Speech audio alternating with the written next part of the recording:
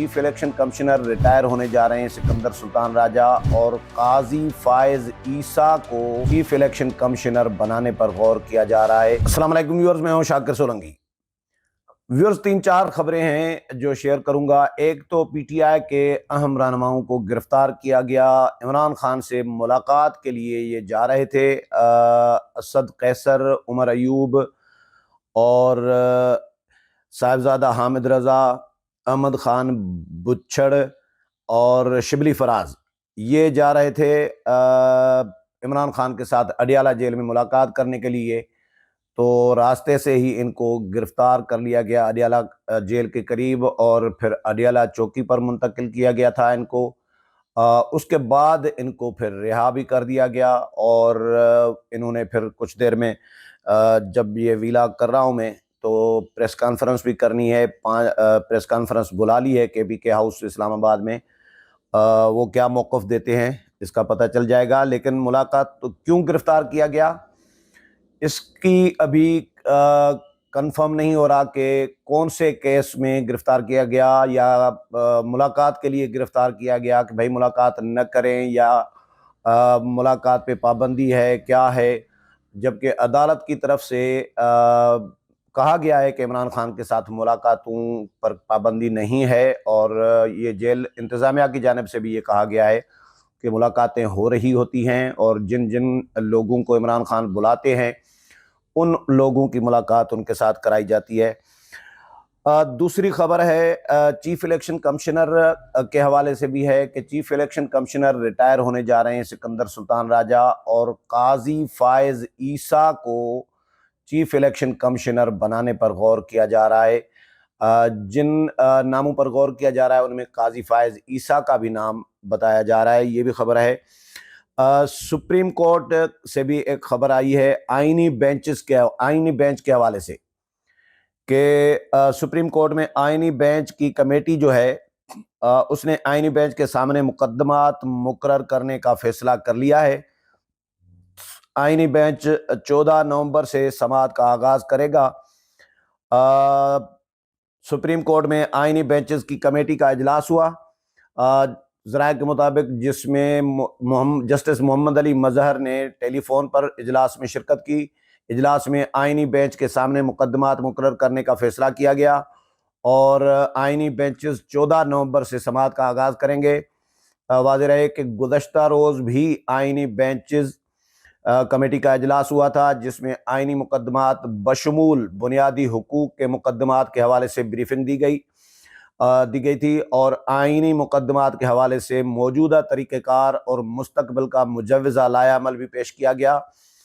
اجلاس میں 191A کے تحت مقدمات کی کلر کوڈنگ کا فیصلہ کیا گیا تھا، جبکہ سینئر ریسرچ افسر مظہر علی خان کو آرٹیکل 199 کے تحت مقدمات کی اسکروٹنی کا کام سونپا گیا تھا۔ گزشتہ روز اجلاس میں فیصلہ کیا گیا تھا کہ آئینی مقدمات کی سماعت کے لیے تقرری آئینی بینچز کی تشکیل اور روسٹر کا اجرا آئینی بینچز کے سربراہ اور 2 سینئر ججز پر مشتمل کمیٹی کرے گی۔ اس سے قبل 5 نومبر کو چیف جسٹس یحییٰ آفریدی کی زیر صدارت جوڈیشل کمیشن کے اجلاس میں جسٹس امین الدین خان کی سربراہی میں 7 رکنی آئینی بینچ قائم کیا گیا تھا۔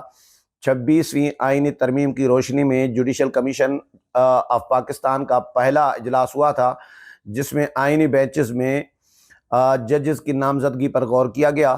جسٹس امین الدین کی تقرری کی حمایت میں 12 رکنی کمیشن کے 7 ارکان نے ووٹ دیا تھا، جبکہ 5 ارکان نے مخالفت کی تھی۔ اعلامیہ میں بتایا گیا تھا کہ چیف جسٹس نے آئینی بینچ کے لیے مخصوص مدت کے تعین کا مشورہ دیا تھا۔ اجلاس کے دوران آئینی بینچ کی تشکیل کے معاملے پر ووٹنگ کرائی گئی۔ کمیشن کے 12 میں سے 7 ارکان نے 7 رکنی آئینی بینچ کے حق میں ووٹ دیا تھا، یعنی جسٹس امین الدین خان کے حق میں ووٹ دیا تھا، اور چیف جسٹس سمیت جسٹس منصور علی شاہ اور جسٹس منیب اختر اور پی ٹی آئی کے نمائندے نے ووٹ مخالفت میں دیا تھا۔ پی ٹی آئی کے 2 نمائندوں نے 5 ووٹ جو ہے مخالفت میں پڑے تھے۔ اچھا، اس کے علاوہ چیف جسٹس پر تنقید بھی کی جا رہی تھی کہ کچھ لوگوں نے سوالات بھی اٹھائے تھے کہ چیف جسٹس نے پی ٹی آئی کے حق میں کیوں ووٹ دیا. پی ٹی آئی کے حق میں ووٹ نہیں دیا تھا اور نہ ہی پی ٹی آئی کے ساتھ کوئی چیف جسٹس یا آفریدی کو کوئی ہمدردیاں ہیں. چیف جسٹس کیونکہ اصول پرست آدمی ہیں، آئینی اور قانونی جو ان کا سمجھ میں آتا ہے کہ بھئی یہ طریقہ آئینی ہے اور قانونی ہے تو وہ اس پر عمل درآمد کرتے ہیں. انہوں نے یہ مناسب سمجھا کہ امین الدین خان کے خلاف ووٹ دیں تو انہوں نے ووٹ دے دیا، لیکن یہ پی ٹی آئی کے حق میں نہیں ہے، پی ٹی آئی کے ہمدردی میں بھی یہ ووٹ نہیں دیا تھا. اچھا، سابق چیف جسٹس قاضی فائز عیسیٰ کو بڑا آئینی عہدہ دینے کی تیاری کی جا رہی ہے اور میڈیا رپورٹس میں کے مطابق چیف الیکشن کمشنر سکندر سلطان راجہ کے ریٹائر ہونے میں صرف 2.5 ماہ رہ گئے ہیں، جس کے لیے اب وفاقی حکومت آئندہ الیکشن کمیشن کا نیا سربراہ منتخب کرنے کے لیے جوڑ توڑ میں مصروف ہے. رپورٹ کے مطابق فہرست میں کچھ ممکنہ ناموں میں ریٹائرڈ چیف جسٹس قاضی فائز عیسیٰ اور دیگر سابق ججز کے نام بھی شامل ہیں. میڈیا رپورٹس کے مطابق ریٹائرڈ چیف جسٹس قاضی فائز عیسیٰ کے چیف الیکشن کمشنر کا قاضی فائز عیسیٰ کے چیف الیکشن کمشنر کا آئندہ سربراہ بننے کا امکان ظاہر کیا جا رہا ہے. خیال رہے کہ موجودہ چیف الیکشن کمشنر سکندر سلطان راجہ آئندہ سال جنوری کے آخر میں اپنے عہدے سے سبکدوش ہو جائیں گے. واضح رہے کہ سابق چیف جسٹس قاضی فائز عیسیٰ گزشتہ ماہ 25 اکتوبر کو ریٹائر ہوئے تھے. ایک خبر توشہ خانہ کیس 2 کے حوالے سے ہے کہ توشہ خانہ کیس 2 میں بانی P T I Imran Khan اور بشرا بی بی